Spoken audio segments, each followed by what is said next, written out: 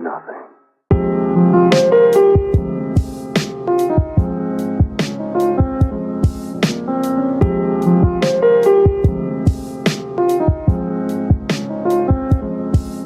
Ciao a tutti, l'auto che vi mostreremo oggi non è presente sul nostro canale di WeDrive per la primissima volta. L'abbiamo vista infatti al suo debutto internazionale al Motor Show di Ginevra 2017 e le abbiamo dato un primissimo sguardo esterno e interno al Motor Show di Bologna, sempre nel 2017. Perciò oggi siamo venuti qui per approfittare della sua presentazione presso lo showroom DS del concessionario Motus di Bari per dare uno sguardo leggermente più approfondito.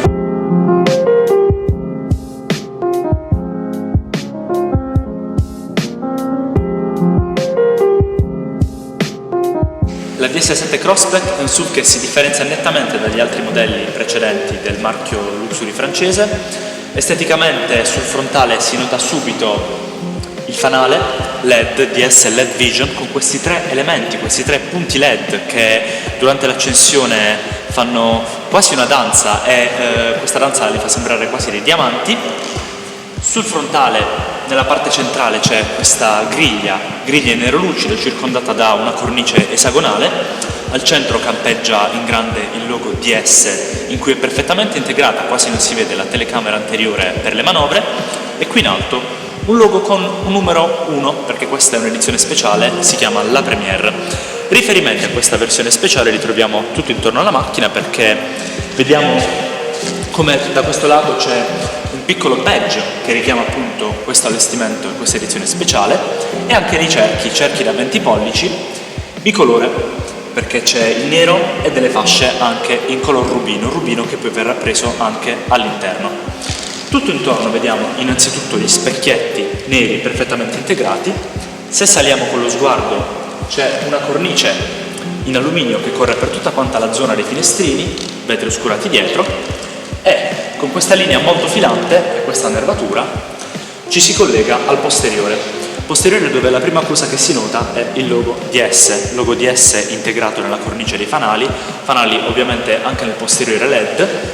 Hanno un bellissimo disegno perché ci sono quasi delle scaglie e durante l'accensione e durante anche l'accensione delle hazard light, delle frecce, fanno una danza anche nel posteriore. Qui dietro c'è anche il logo DS con fascia in alluminio col nome DS7 Crossback. In basso ci sono due cornici che vanno, come su ogni auto di ultima generazione, a simulare quelli che sono gli scarichi, e la fascia di protezione in plastica nera. Ma andiamo a dare un'occhiata un attimo agli interni.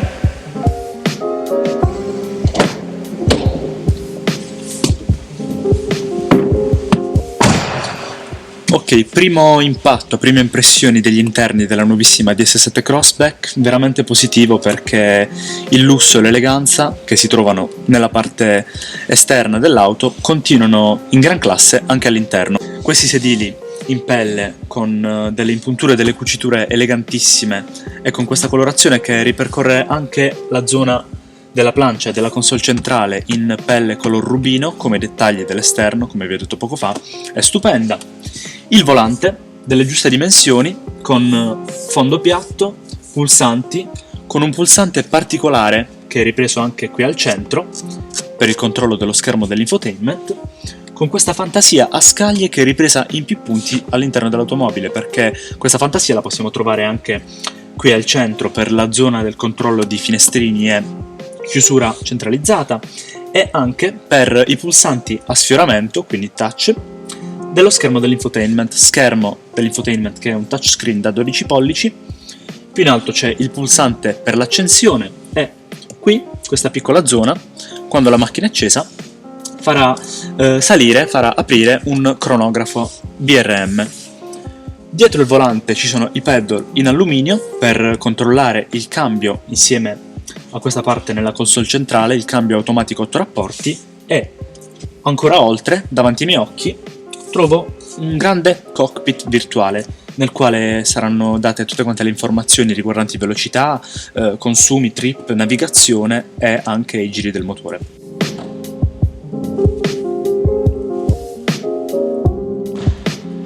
Dunque, nella parte posteriore la storia non cambia. Eleganza, lusso, spazio e volontà, lusso sfrenato, sedili anche qui in pelle color rubino, comodi, 2 persone nonostante la predisposizione per 3 posti in viaggio stanno comode, pelle rossa, color rubino di nuovo, poggiabraccio centrale con i 2 portabicchieri, lo spazio è tantissimo, vediamo le luci ambientali sono anche qui a sfioramento, spazio per le gambe, spazio per la testa veramente a sufficienza, e qui sul poggiatesta anteriore del guidatore e anche del passeggero anteriore c'è il logo DS, c'è proprio un marchio nella pelle, colorazione quindi bicolore anche nel posteriore, nero e color rubino. Ma andiamo a vedere un ultimo sguardo per controllare la capacità del bagagliaio.